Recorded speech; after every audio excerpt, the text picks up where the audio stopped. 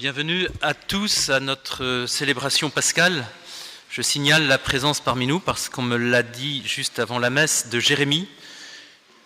Je ne le vois pas, mais il est quelque part là. Voilà, qui se lève au fond.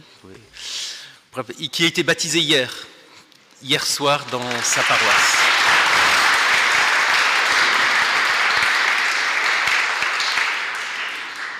Jérémie, on prie pour toi. On prie pour toi surtout pour que maintenant tu persévères. Et plus encore que persévérer, que tu témoignes de ce que tu as reçu et de ce dont tu vis. La première lecture, qui quelque part,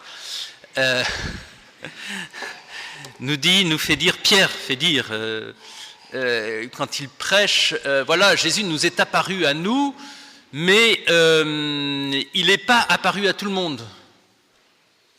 Il est apparu à qui? À des témoins privilégiés. Magnifique, ça me vient de l'Éthiopie. Je vais vous lire exactement ce qu'il dit. Il lui a donné de se manifester, non pas à tout le peuple, mais à des témoins que Dieu avait choisis par avance. Voilà, témoins privilégiés, il dit quelque part.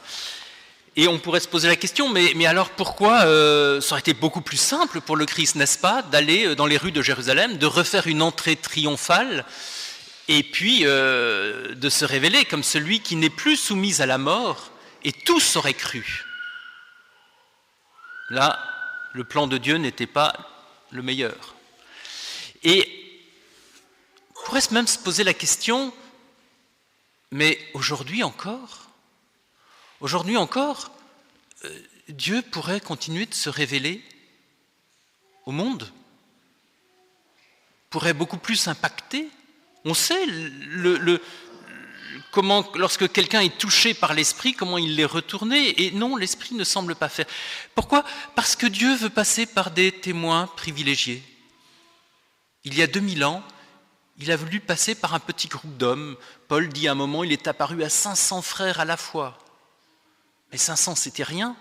Et aujourd'hui, encore, il veut être révélé par des témoins privilégiés. C'est qui ces témoins privilégiés? C'est nous ici, c'est vous, c'est Jérémie. Pourquoi? Parce que ces témoins d'il y a 2000 ans, comme vous, aujourd'hui ici, vous avez fait un chemin pascal. Et le chemin pascal de frère Elias n'est pas le chemin pascal de frère Richard Maria. Et Elias ne touchera pas les gens comme Richard Maria les touchera.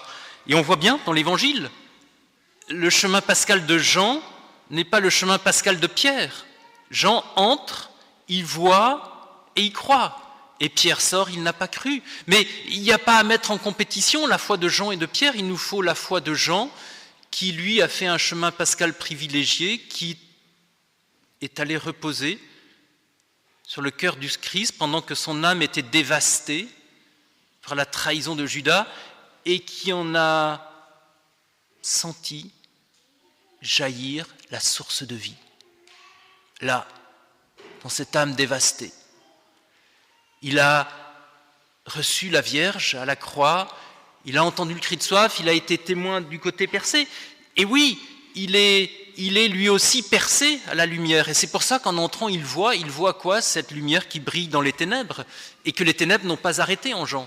Et Pierre, lui, eh bien, il fera son chemin pascal parce qu'il a renié son maître. Et puis, dans ce regard de Jésus, dans la cour du grand prêtre, ce regard a traversé Pierre, c'est un repentir très doux qui ont fait jaillir ses pleurs. Et Pierre, qui guidera le troupeau, saura être miséricordieux avec tous ceux qui tombent. Et le chemin de pascal de Paul n'a pas été le chemin pascal de Jean. Et Paul, il a été pris dans sa haine meurtrière, dans sa violence. C'est là que Dieu l'a pris. C'est là qu'il a fait son chemin pascal. C'est là que la lumière a jailli en Paul. Pourquoi? Mais pour que Paul garde cette énergie, qui n'était ni celle de Pierre ni celle de Jean, et qu'il évangélise les nations. Mais il fallait un violent pour évangéliser les nations. Mais ce violent, il fallait qu'il passe par son chemin pascal. Mais alors nous c'est pareil. On a chacun fait un chemin pascal. C'est-à-dire quoi? C'est-à-dire qu'il y a une vie qui a irrigué notre mort. Il y a une lumière qui a traversé nos ténèbres. Laquelle, pour vous, je ne sais pas. Mais parce que cette lumière s'est, je ne sais pas, singularisée, personnalisée dans votre chemin pascal, vous n'évangéliserez pas comme Paul, comme Pierre, comme Jean, comme...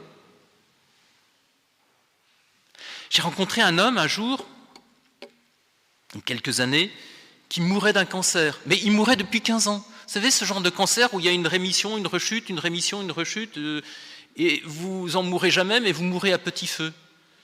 Et cet homme m'a dit, je ne comprends pas, il y a une telle vie qui a jailli dans cette mort qu'aujourd'hui, je ne suis même pas sûr que je veuille guérir. Pourquoi ?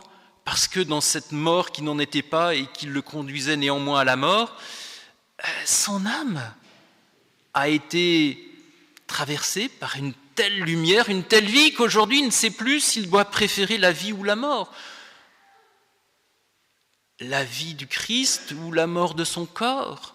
Mais lui, comment va-t-il évangéliser ?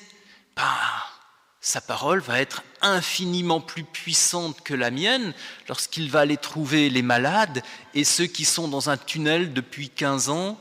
Il va leur dire, mais la vie jaillit là. Alors, moi aussi. Moi aussi. La vie est venue dans ma mort. Mais il faut que je le sache.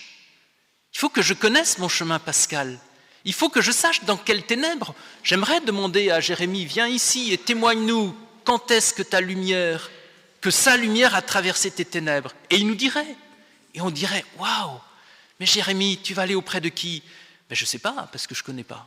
On le demandera sur le parvis, là. Il fera un témoignage. Extra-ecclésial, extra-église. Pourquoi ? Mais parce qu'il y a des gens qui attendent que ce soit cet homme, parce qu'il souffre depuis des années et qu'il n'y a qu'un homme chez qui la vie a jailli dans cette souffrance, qui peut quoi ? Mais qui peut donner l'esprit. Communiquer l'esprit. Nous sommes des communicateurs d'esprit. On va dire, moi, mais pas moi, c'est pas possible. Mais si, qu'est-ce qu'il fait Jésus le premier soir ? Je vais souffler.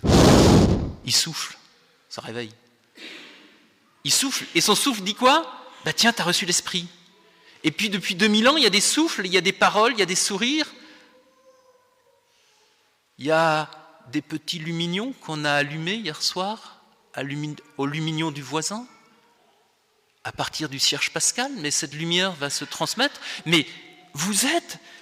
Alors si vous n'évangélisez pas, ça veut dire que vous ne vivez pas de la résurrection. Parce que la résurrection, elle est pour se transmettre. Pourquoi ? Mais parce qu'il n'a choisi que quelques témoins privilégiés. Il n'a pas voulu tout le monde, il a voulu vous, pour que vous, témoins privilégiés de je ne sais quelle vie a surgi dans je ne sais quelle mort, de je ne sais quelle lumière a traversé je ne sais quelle ténèbre, mais dont seul, vous le savez, vous pouvez. Certains seront des étincelles, certains seront des torches, certains seront des feux qui embrasent, peut-être, qu'importe, que chacun transmette. Parce que sinon, il y a des gens qui ne recevront rien si vous n'allez pas proclamer qu'il est ressuscité. Quand j'étais curé, j'avais un petit paroissien de 6 ans, Sébastien.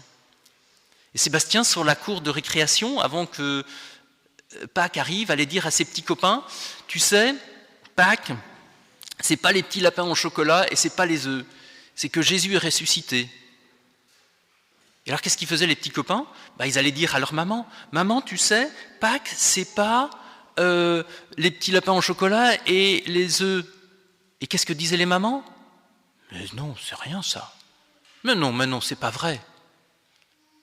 Mais non, c'est rien. Ça, c'est des histoires. Alors qu'est-ce qu'ils faisaient les petits garçons? Ils revenaient voir, je le tiens des parents de Sébastien, ils revenaient voir Sébastien, ils disaient, tu sais, maman m'a dit que Pâques, c'est pas le Christ ressuscité, mais c'est les petits lapins au chocolat et les œufs. Mais tu sais, Sébastien, moi, c'est toi que je crois. Waouh! La puissance de la parole animée par l'esprit. Chez qui? Un petit bonhomme de 6 ans. Pourquoi? Parce qu'il avait fait un chemin pascal. Lequel? J'ignore.